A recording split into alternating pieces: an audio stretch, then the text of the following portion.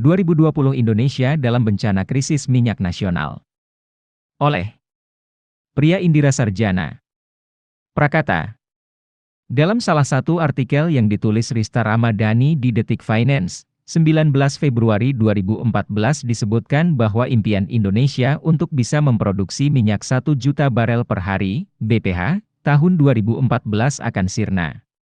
Jangankan 1 juta BPH, SKK Migas pun cuma berani mematok target 804.000 BPH saja.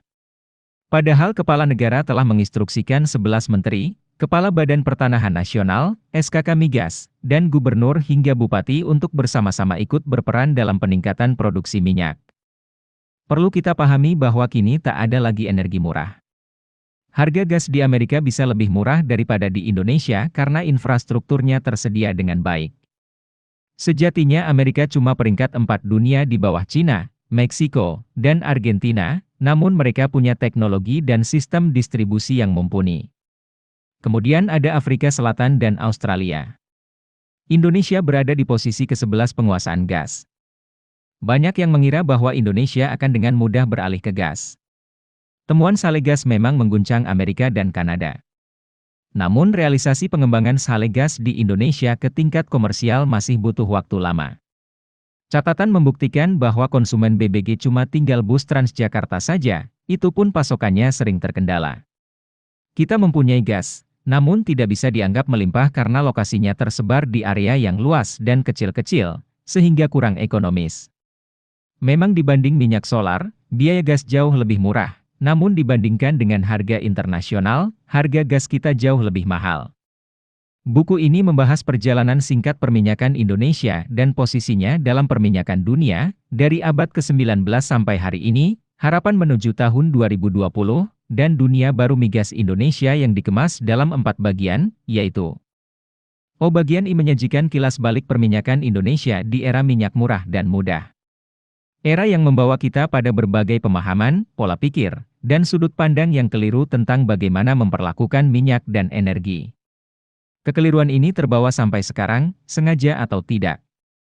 Bagian 2 tentang bagaimana pemahaman kita terhadap industri minyak bumi, bagaimana sistem kita memperlakukan BUMN migas, dan sejarah perburuan minyak dunia.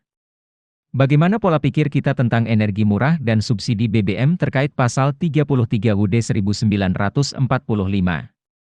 Siapa yang berkewajiban untuk menyelenggarakan pengelolaan energi dan siapa yang wajib memberikan subsidi BBM? Terkait dengan subsidi, ada opini tentang hitungan keekonomian BBM. Juga disinggung bagaimana negara lain memperlakukan pengelolaan migasnya.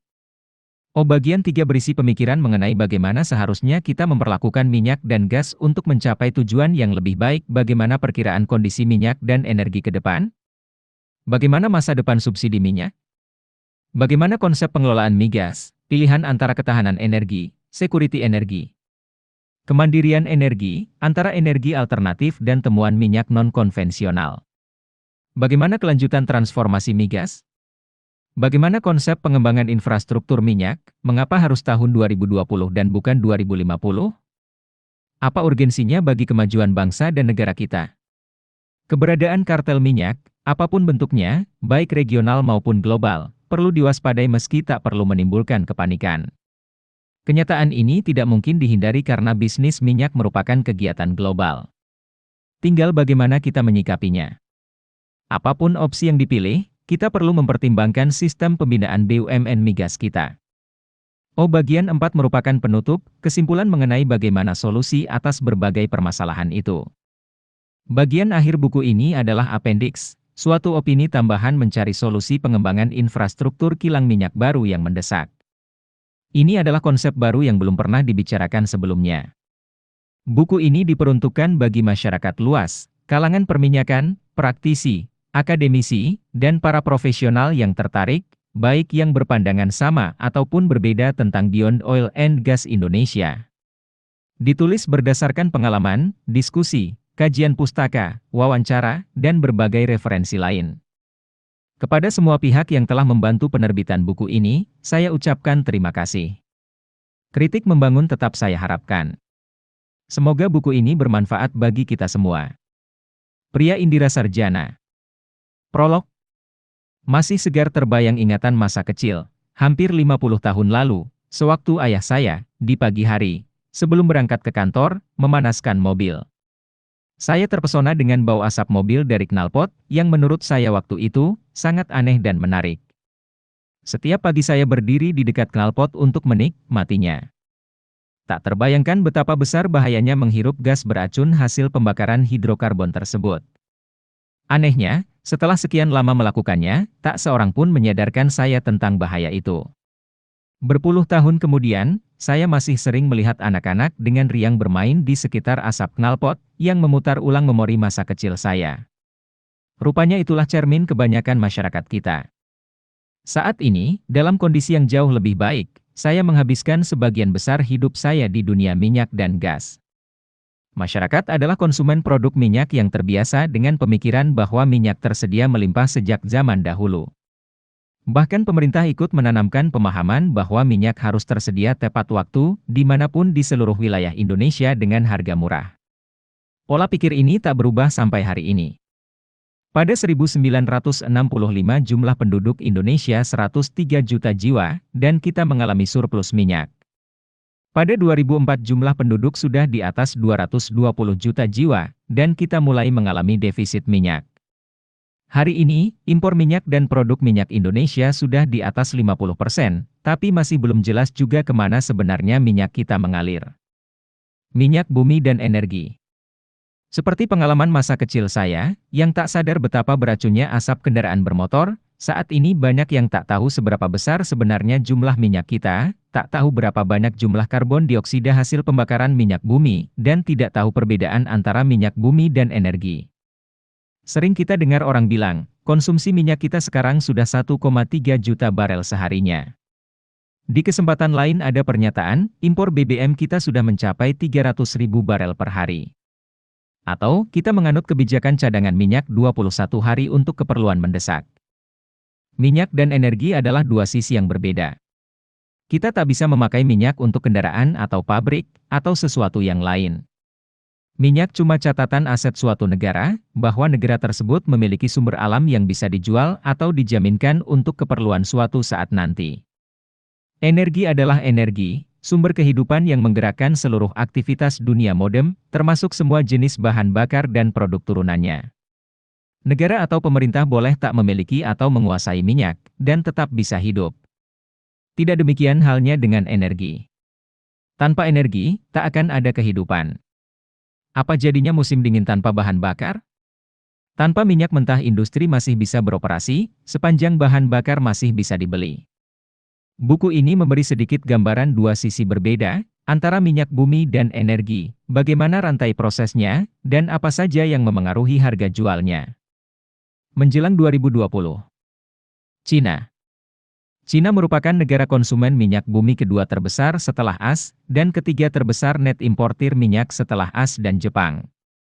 Cina juga produsen utama produk minyak, gas, dan batu bara yang diperlukan untuk mempertahankan pertumbuhan ekonominya tetap tinggi.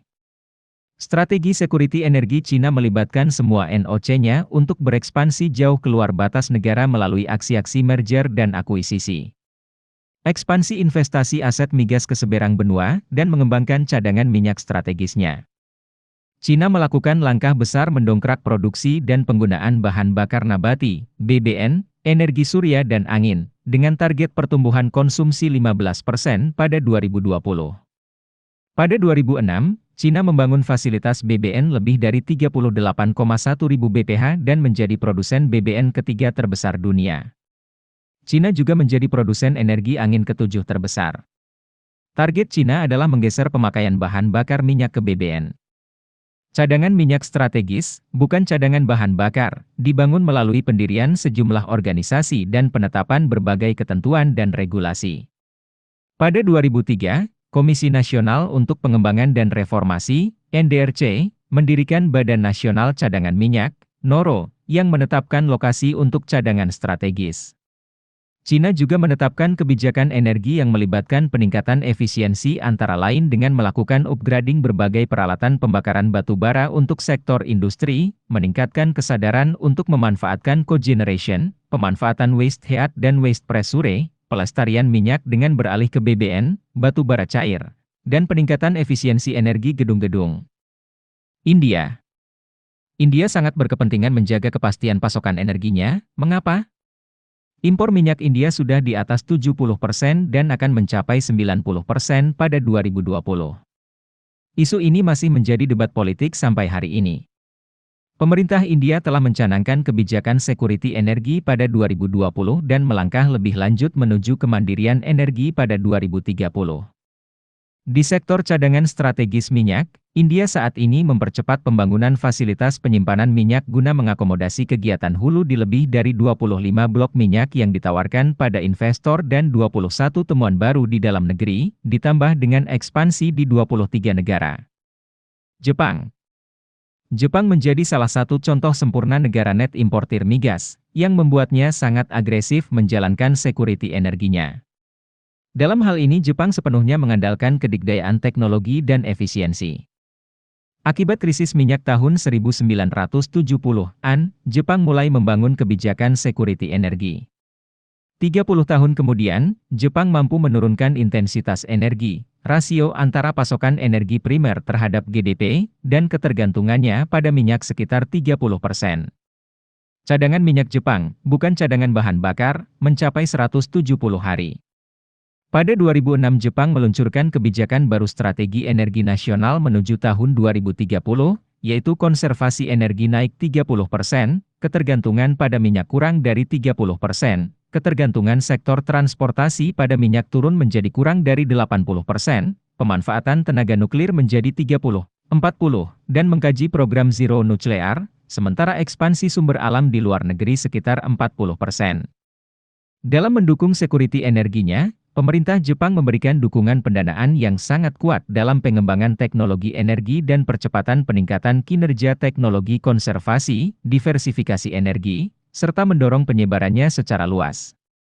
Pemerintah menggelontorkan dana miliaran dolar untuk penelitian energi surya. Hasilnya, Jepang menjadi negara dengan infrastruktur pembangkit tenaga surya terbesar dunia dengan 2 gigawatt peak (GWP). Dengan itu, Jepang menargetkan bisa memenuhi konsumsi separuh penduduk Jepang, atau minimum 100 GWP.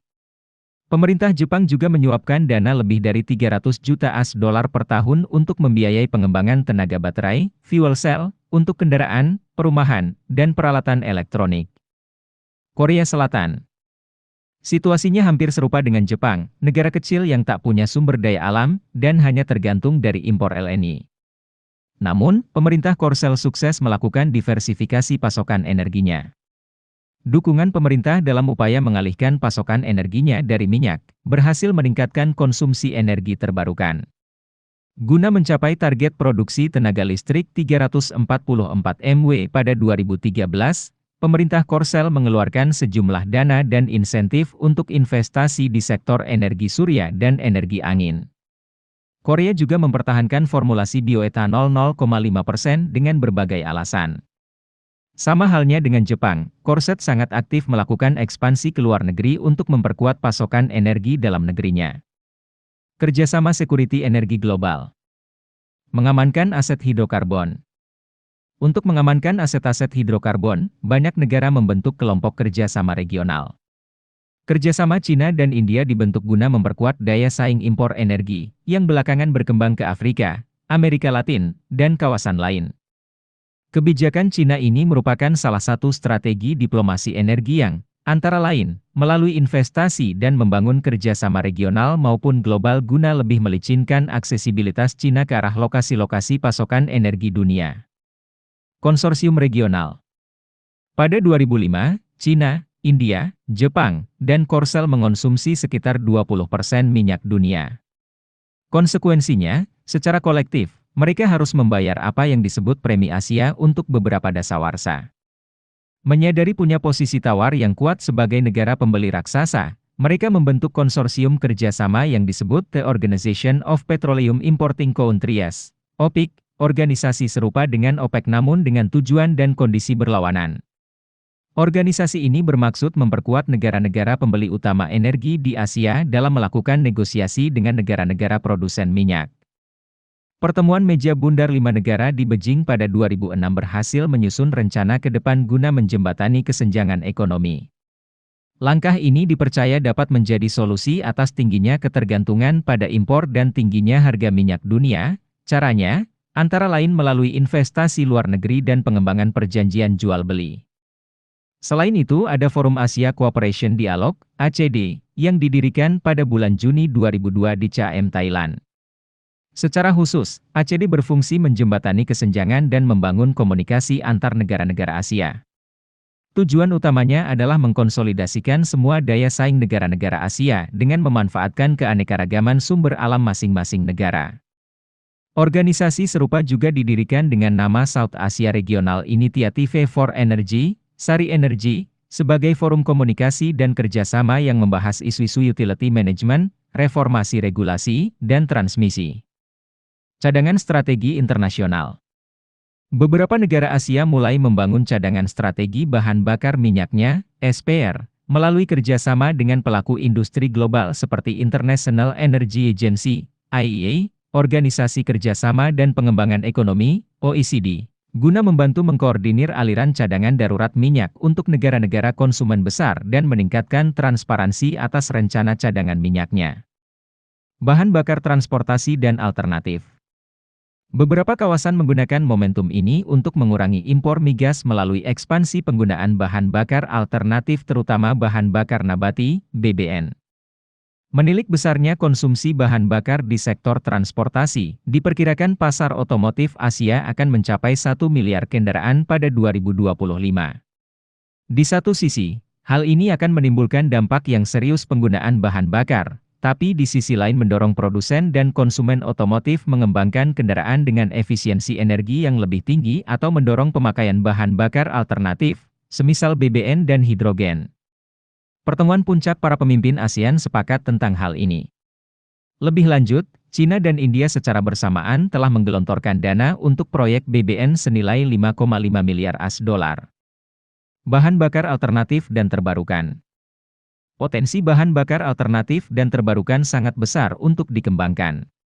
Pada 2015, 9 negara Asia Pasifik sudah merencanakan penambahan kapasitas tenaga angin sampai 6,2 GW, dan 8 negara kawasan yang sama akan membangun lebih dari 41 reaktor nuklir dengan kapasitas sekitar 41 GW. Pengembangan energi terbarukan secara nyata hanya dapat dilakukan dengan adanya dukungan pihak legislatif. Kenyataan menunjukkan banyak proyek pengembangan yang menghadapi masalah penyelesaian, pendanaan, dan akuntansi, terkait aset-aset baru tenaga angin, tenaga surya, dan tenaga nuklir, semisal model finansial proyek dan IRR, perpajakan, serta IPO. Di sektor ini, pemerintah menjadi satu-satunya pihak yang paling berkepentingan, karena sangat kecil kemungkinan pihak swasta mau menanamkan modalnya di sektor frontier dan proyek mercusuar. Bentuk aliansi di berbagai kawasan. Berbagai bentuk aliansi kerjasama dibentuk di berbagai kawasan ekonomi maupun geopolitik, antara lain kerjasama untuk memperoleh informasi dan sistem pelaporan, transparansi di sektor informasi pelaporan dan publikasi, perbaikan monitoring pasar, pelatihan para pakar energi, keterlibatan tenaga lokal dan asing dalam manajemen dan produsen regional, bahkan bila mungkin juga akses untuk memperoleh informasi strategis. Tujuan utamanya sama, memperluas pengaruh, pangsa pasar, pendanaan, mengamankan aksesibilitas ke sumber alam, dan membagi risiko. Langkah ke depan. IEA memperkirakan kenaikan pemakaian minyak di China dan negara-negara Asia antara 2005 hingga 2030 sebesar 46% dari konsumsi minyak dunia. Konsumsi gas alam Asia akan lebih dari 2 kali lipat, dari 245 menjadi 622 miliar kubik meter, BCM. Asia tetap menjadi kawasan net consumer energi yang sangat tergantung pada pasokan produsen migas. Beberapa negara kemudian mulai menaruh isu security energi sebagai prioritas utama. Pertumbuhan penduduk dan konsumsi energi memang menjadi prioritas utama. Pertumbuhan ekonomi mendorong pesatnya pertumbuhan kelas menengah yang menuntut peningkatan taraf hidup, kesehatan, dan pendidikan lebih tinggi.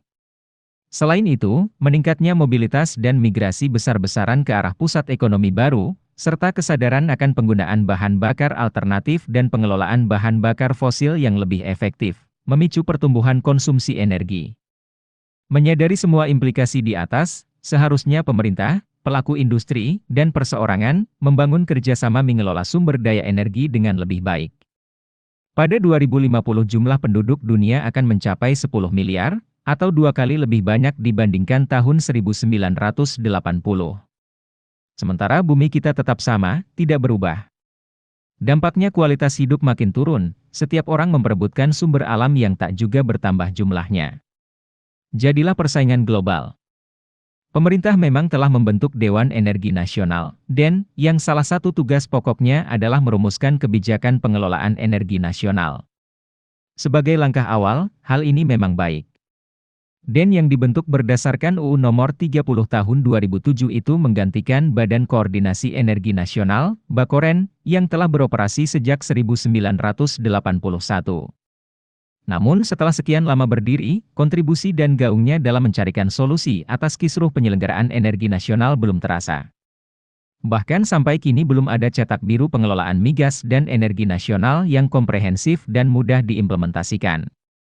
Buku ini mencoba membahas apa yang diperkirakan terjadi pada 2020, tahun di mana banyak ahli yakin akan terjadi seleksi alam yang sangat menentukan bagi banyak negara, sejalan dengan temuan energi non-konvensional, revolusi informatika, dan isu security nasional.